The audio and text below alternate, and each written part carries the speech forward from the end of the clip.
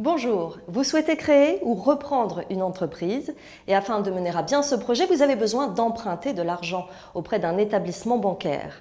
Le premier rendez-vous avec le banquier constitue donc une étape cruciale pour la suite de votre projet. Pour mettre toutes les chances de votre côté, il convient donc de bien préparer cet entretien. Notre expert s'appelle Thomas Droyard. Il est conseiller en création d'entreprise au sein du cabinet d'expertise comptable Inextinso. Première question, Thomas, quels sont les points incontournables à savoir avant l'entretien? Tout d'abord, les banques n'aiment pas financer le besoin en fonds de roulement, c'est-à-dire la trésorerie ou le stock de marchandises nécessaires au démarrage de l'activité. Elles préféreront toujours financer les investissements durables, comme le matériel nécessaire à l'exploitation, ou encore des travaux d'agencement. Ensuite, il est préférable d'avoir un apport. La banque prendra un risque seulement si vous êtes prêt vous aussi à risquer vos deniers personnels. Enfin, le financement bancaire sera proportionnel à votre apport. C'est ce qu'on appelle l'effet levier. Plus vous apportez, plus vous pouvez emprunter. Si votre apport est insuffisant, renseignez-vous sur les aides à la création d'entreprise pour compléter le financement. Et comment doit-on aborder l'entretien? Il est important de parler de vous avant de parler de votre entreprise. Le banquier accorde sa confiance au créateur d'entreprise s'il le sent capable de mener à bien son projet. Il ne faut donc pas hésiter à mettre en avant votre expérience et vos différentes compétences. Par la suite, il convient de travailler la présentation orale du projet. En quelques minutes, vous devez être capable de présenter les points essentiels, à savoir votre offre, c'est-à-dire les produits ou les services que vous allez vendre, la clientèle que vous souhaitez cibler, la concurrence à laquelle vous devrez faire face.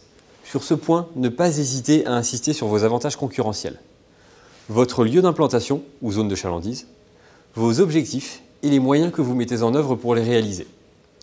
Pour terminer, vous devrez remettre à votre interlocuteur votre business plan. C'est un document écrit qui reprend de manière synthétique tous ces éléments, ainsi que le chiffrage complet du projet. Et comment peut-on rassurer le banquier, Thomas? Le banquier ne cherchera pas à vous piéger. Cependant, il faut être capable de le rassurer. Le maître mot est la confiance. Pendant les quelques dizaines de minutes de l'entretien, votre interlocuteur jugera de la crédibilité de votre dossier.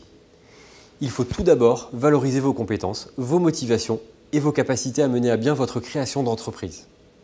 Ensuite, vous devrez mettre en avant la cohérence globale du projet et montrer que vous en maîtrisez tous les aspects.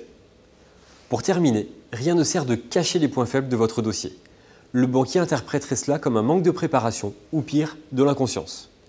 Cependant, vous devez préparer les arguments pour répondre aux doutes de votre interlocuteur. Si par exemple le banquier doute de votre concept, vous pouvez lui apporter les bilans des commerces similaires installés dans d'autres villes. Ou s'il vous reproche votre manque d'expérience, vous pouvez mettre en avant les formations que vous réaliserez avant la création d'entreprise. Et qui va décider de l'octroi du prêt? Lorsque vous empruntez de l'argent à la banque, votre interlocuteur n'est pas le seul décisionnaire. En fonction du projet et du montant sollicité, la décision reviendra au directeur de l'agence bancaire ou à un comité composé d'analystes qui statueront sur votre demande. Votre interlocuteur relaiera votre dossier aux analystes qui étudieront votre demande sans vous rencontrer. C'est pourquoi il est extrêmement important que votre interlocuteur ait une vision claire et précise de votre projet. Le business plan est aussi le document auquel se référeront les analystes. Par conséquent, ils devront pouvoir y retrouver toutes les informations utiles pour appuyer leur décision.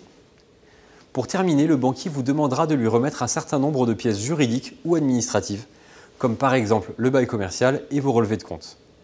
Le dossier ne sera pas étudié tant que toutes les pièces n'auront pas été remises. Pour terminer, quels conseils pouvez-vous donner à ceux qui nous regardent? Il faut rencontrer plusieurs banques afin de multiplier vos chances d'obtenir un accord de financement. Ensuite, ne pas hésiter à négocier les conditions proposées par le banquier. Vous devrez discuter du montant du prêt et de la durée du remboursement, bien entendu, mais aussi du taux d'intérêt, d'un différé de remboursement, c'est-à-dire la possibilité de commencer à rembourser le prêt quelques mois après le démarrage de l'activité, des garanties personnelles apportées à la banque, quel montant vous vous engagez à rembourser à titre personnel en cas d'échec de l'entreprise. Et pour terminer, je rappellerai que votre banque sera votre partenaire sur le long terme. Il est donc nécessaire de négocier les frais de tenue de compte et la possibilité d'obtenir un découvert autorisé. Merci Thomas Droyard pour toutes ces informations.